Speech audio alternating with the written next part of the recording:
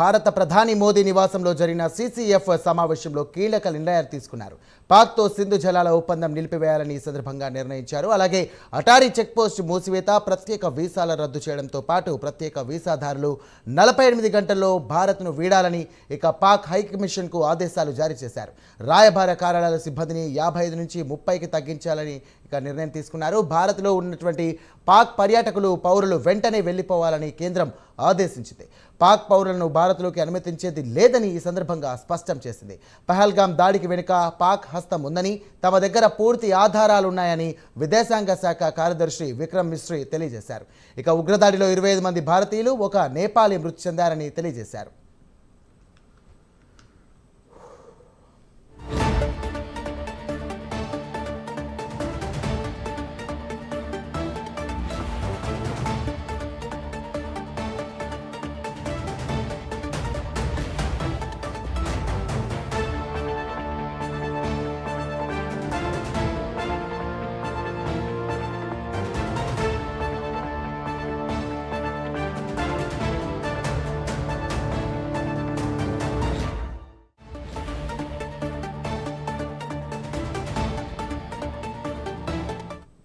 Right, ఇదే అంశానికి సంబంధించి మరిన్ని డీటెయిల్స్ మా నేషనల్ బ్యూరో చీఫ్ కళ అందిస్తారు. కళ, చెప్పండి. భారత సర్కార్ కీలక నిర్ణయాలు తీసుకుంది. ఇక పాక్ పౌరులను భారత్లోకి అనుమతించేది లేదని చెప్పేసి తేల్చి చెప్పింది. అలాగే సింధు జలాలపై కూడా నిలిపివేత స్టార్ట్ చేసింది. అలాగే దీనికి సంబంధించి కూడా కేంద్ర సర్కార్ ఇప్పటి వరకు చాలా గట్టి నిర్ణయాలే తీసుకుందని చెప్పుకోవచ్చు. ఎందుకంటే ఇంత ఉగ్రదాడి జరిగినప్పటికీ మన సర్కార్ కూడా చాలా మటుకు ఆగ్రహంతో ఉందని తెలియజేస్తుంది. దెబ్బకు దెబ్బ తీసే విధంగా ప్రధాని మోదీ కూడా ఇక దీనికి సంబంధించి చర్యలు పూనుకున్నారని తెలుస్తోంది. సాయిరామ్, దాదాపు కేంద్ర కేబినెట్ సమావేశము 2.5 గంటల పాటు సాగింది. అంటే పెహల్గావా దాడి తర్వాత మొదటి కేబినెట్ సమావేశం దాదాపు సాయంత్రం 6 గంటలకు ప్రారంభమైనటువంటి ఈ అంటే ఏదైతే కేబినెట్ సమావేశము చాలా కీలకమైనటువంటి నిర్ణయాలు తీసుకున్నది. కొద్దిసేపటి క్రితమే 2.5 గంటల తర్వాత ఏదైతే కేబినెట్ ముగిసిన తర్వాత కొద్దిసేపటి క్రితమే దీనికి సంబంధించినటువంటి ప్రెస్ రిలీజ్ కూడా చేయడం జరిగింది. దాదాపు ఈ కేబినెట్ సమావేశంలో ఏదైతే నిన్నటి నుంచి జరుగుతున్నటువంటి పరిణామాలని మొత్తం అంతా కూడా నివేదికలతో సహా సమావేశంలో కూడా మొత్తం అంతా కూడా దీని గురించి మొత్తం మాట్లాడడం జరిగింది. దీని తర్వాత ఏదైతే దీంట్లో అంటే తీసుకున్నటువంటి నిర్ణయాలను మాత్రము ప్రకటించింది. దాదాపు ఈ దాడి వెనకాల ఖచ్చితంగా పాకిస్తాన్ హస్తం ఉంది, దీని వెనకాల దీనికి పూర్తి ఆధారాలతో మా దగ్గర ఉంది అంటూ కూడా కేబినెట్ ముక్త కంఠంతో అందరూ కూడా దీనిని ప్రకటించడం జరిగింది. అయితే ముఖ్యంగా ఏదైతే దీనికి కర్త కర్మ క్రియ పాకిస్తాన్ అన్నది తేలింది కాబట్టి దీనికి సంబంధించినటువంటి పూర్తి సమాచారం ఉంది కాబట్టి ఖచ్చితంగా పాకిస్తాన్తో భారత్ సంబంధాలను తెంచుకుంటుంది అన్నది చాలా కీలకమైనటువంటి చాలా రోజుల తర్వాత అంటే చాలా సంవత్సరాల తర్వాత ఈ కేబినెట్ సమావేశంలో కీలక నిర్ణయాలు తీసుకుంది. ముఖ్యంగా ఈ కేబినెట్ సమావేశంలో మనకు వాఘా బార్డర్ అంటే భారత్ తర్వాత పాకిస్తాన్ కి సంబంధించినది సరిహద్దులో ఉండేటటువంటిది. వాఘా బార్డరు ఎప్పటికీ కూడా మనము పర్యాటకులు ఎవరైనా కానీ అటు పాకిస్తాన్ అయినా కానీ ఇండియాకైనా కానీ ఖచ్చితంగా వాఘా బార్డర్ దగ్గరికి వెళ్లి సైనిక విన్యాసాలు తిలకించేటటువంటి సన్నివేశం. కానీ ఈ రోజు నుంచి ఏదైతే కేబినెట్ సమావేశంలో జరిగిందో నిర్ణయం తీసుకున్నారో వాఘా బార్డర్ ని మొత్తం అన్ని వాఘా బార్డర్ సరిహద్దును అంతటికి మూసివేయాలి అన్నటువంటి ఆదేశాలు ఇవ్వడం జరిగింది.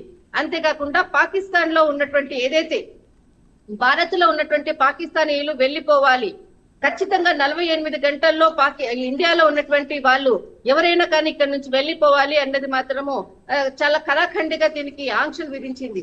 అంతేకాకుండా మనకు హైకమిషన్ కి సంబంధించింది ఏదైతే సైనిక పరమైనటువంటి అంటే హైకమిషన్ లో ఉన్నటువంటి చాలా మంది ఉద్యోగులు అటు అన్ని రంగాలకు అంటే సైనిక పరంగా ఉన్నటువంటి వాళ్ళ యొక్క సంఖ్య ఏదైతే ఉందో దాన్ని తగ్గించాలి అన్నటువంటిది మరొక నిర్ణయాన్ని తీసుకున్నారు. తర్వాత మరి ముఖ్యంగా సింధు జలాల వివాదం అటు భారత్ తర్వాత పాకిస్తాన్ కి సంబంధించినది కొన్ని సంవత్సరాలుగా ఉన్నటువంటి సింధు జలాలకు సంబంధించినటువంటి ఒప్పందం ఏదైతే ఉందో దాన్ని రద్దు చేస్తున్నట్లు కూడా ఖరాఖండిగా ప్రకటించింది కేంద్ర ప్రభుత్వం. అయితే ఇక్కడ మనకు హైకమిషన్ లో ఉన్నటువంటి ఆర్మీ తర్వాత నేవీ వైమానిక దళానికి సంబంధించినటువంటి సలహాదారులు భారతదేశము విడిచిపెట్టి వెళ్లిపోవాలి అన్నటువంటి ఆంక్షలు విధించింది కేంద్ర ప్రభుత్వం. ఇవన్నీ కూడా ఏదైతే కేబినెట్ సమావేశం ముగిసిన తర్వాత దీనికి సంబంధించినటువంటి పూర్తి ప్రెస్ మీట్ లో ఈ మొత్తం విషయాలన్నిటినీ కూడా నిర్ణయాలను అన్నిటిని కూడా ప్రకటించడం జరిగింది కొద్దిసేపటి క్రితమే. ఏదైతే పాకిస్తాన్ విడిచిపెట్టి వెళ్ళాలి 48 గంటలు అని చెప్పారో, ఎవరైతే సరైనటువంటి పత్రాలతో అటువైపు వెళ్ళినటువంటి వాళ్ళు భారత్ కు వచ్చేది ఏదైతే ఉన్నారో, అక్కడి నుంచి వచ్చేటటువంటి మన భారతీయులు ఉన్నారో వాళ్ళందరికీ కూడా ఆ పత్రాలతో మే 1 వరకు కూడా వారికి చివరి గడువు తేదీ కూడా నిర్ణయించడం జరిగింది. ఇటువైపు నుంచి 48 గంటల్లో ఖాళీ చేయాలి, అటువైపు నుంచి వచ్చేటటువంటి వాళ్ళు మే 1వ తేదీ వరకు కూడా ఖచ్చితంగా పత్రాలతో సహా ఇక్కడ కావాలి అన్నది మాత్రము కరాఖండిగా గడువు మాత్రం విధించింది. అయితే ఈ రోజు జరిగినటువంటి ఏదైతే ఉగ్రదాడికి ముప్పుకు సంబంధించినటువంటి కేబినెట్ కీలక సమావేశంలో నిర్ణయించిన తర్వాత దీనికి ఈ క్షణం నుంచి ఇవి అమల్లోకి వస్తాయన్నది మాత్రము కేంద్ర కేబినెట్ ఆమోదించింది. అయితే రేపు అఖిలపక్ష సమావేశం జరుగుతుంది అన్నటువంటిది సమాచారం మాత్రం అందుతుంది. ఖచ్చితంగా దీనికి కేంద్ర హోంశాఖ మంత్రి అమిత్ షా, తర్వాత రక్షణ శాఖ మంత్రి మనకు రాజ్నాథ్ సింగ్ రేపు ఈ అఖిలపక్ష సమావేశం నిర్వహిస్తున్నట్లు, అన్ని పార్టీలతో సహా సమావేశం నిర్వహిస్తున్నట్లు సమాచారం అందుతుంది. ముఖ్యంగా ఏదైతే సైనిక సలహాదారులకు సంబంధించింది మాత్రం పాకిస్తాన్ కి సంబంధించింది ఖచ్చితంగా ఇది వెంటనే పాటించాలన్నది కూడా దీనికి ఒక ఆల్టిమేటం కూడా ఇక్కడ పంపించినట్లు కూడా తెలుస్తుంది.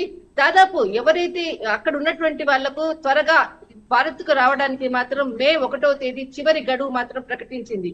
కానీ రేపు అక్కడ మనకు జమ్మూ కాశ్మీర్ లో కూడా ప్రభుత్వం కేబినెట్ సమావేశాన్ని ఏర్పాటు చేసింది. రేపు 3 గంటలకు అక్కడ ఎవరైతే ఉగ్రదాడికి సంబంధించినటువంటి సమాచారం అందించినటువంటి వారికి అంటే పూర్తి సమాచారం అందించినటువంటి వారికి 20 లక్షల రూపాయలను కూడా ప్రకటించింది జమ్మూ కాశ్మీర్ ప్రభుత్వం. మొత్తం మీద కేబినెట్ సమావేశం మాత్రము ఏదైతే చాలా కీలకమైనటువంటి నిర్ణయాలను తీసుకున్నది. మరొక ఏదైతే కేబినెట్ సమావేశానికి జరిగే కన్నా ముందు కూడా రాజ్నాథ్ సింగ్, రక్షణ శాఖ మంత్రి రాజ్నాథ్ సింగ్ కొన్ని కీలకమైనటువంటి వ్యాఖ్యలు కూడా చేశారు. ఎట్టి పరిస్థితుల్లో ఏ గుహలో ఉన్నా కానీ వాళ్ళ దీనికి ఖచ్చితంగా దీనికి తగ్గట్టుగానే మేము జవాబు ఇస్తామంటూ కూడా చెప్పడం జరిగింది. దాని ప్రకారంగానే కొద్ది గంటల్లోనే అక్కడ ఉన్నటువంటి ఎవరైతే అంటే ఉగ్రవాదులు దాడి చేసినటువంటి ఎవరైతే వ్యక్తులు ఉన్నారో వారు ఒక ఇంట్లో చొచ్చుకుని ఉన్నారన్నటువంటి సమాచారం అందడంతో వారి ఫోన్స్ అదంతా కూడా ట్రాక్ చేసిన తర్వాత ఆ ప్రాంతంలో ఉన్నారని తెలియడంతో ఆర్మీ అంతా కూడా చుట్టుముట్టినట్లు పరిస్థితి. టిఆర్ఎఫ్ కు సంబంధించినటువంటి ఏదైతే ఆసిఫ్ దీంట్లో ఉగ్రదాడిలో పాల్గొన్నటువంటి ఒక కీలక వ్యక్తి, ఇతన్ని పట్టుకునేందుకు కూడా మొత్తం ఆర్మీ అంతా కూడా అక్కడ అంటే అటు ఉగ్రవాదులకు ఇటు ఆర్మీకి సంబంధించినటువంటి భీకరమైనటువంటి పోరు, తర్వాత ఉద్రిక్తమైనటువంటి పరిస్థితులు నెలకొన్నాయి. వారికి సంబంధించినటువంటి పాకిస్తాన్ అంటే వాళ్ళ దగ్గర ఉన్నటువంటి అంటే ఉదయం కూడా ఒక ఇద్దరిని పాకిస్తాన్ వీళ్ళు భారత్ లో చొరబడుతుంటే వారిని పట్టుకోవడం జరిగింది. వారి దగ్గర ఉన్నటువంటి పాకిస్తాన్ కి సంబంధించినటువంటి అంటే డబ్బులు, తర్వాత ఇతర మందుగుళ్ళు సామాగ్రి అన్నిటిని కూడా పట్టుకోవడం జరిగింది. వాళ్ళని కాల్చి కూడా చంపారు. అది జరిగిన తర్వాతనే మరి ఈ రోజు సాయంకాలం ఏదైతే దీనికి సంబంధించినటువంటి సమాచారం పూర్తి సమాచారంతో వాళ్ళని ముట్టడించడం జరిగింది. అక్కడ పరిస్థితి మాత్రం కొంత ఉద్రిక్తత నెలకొంది.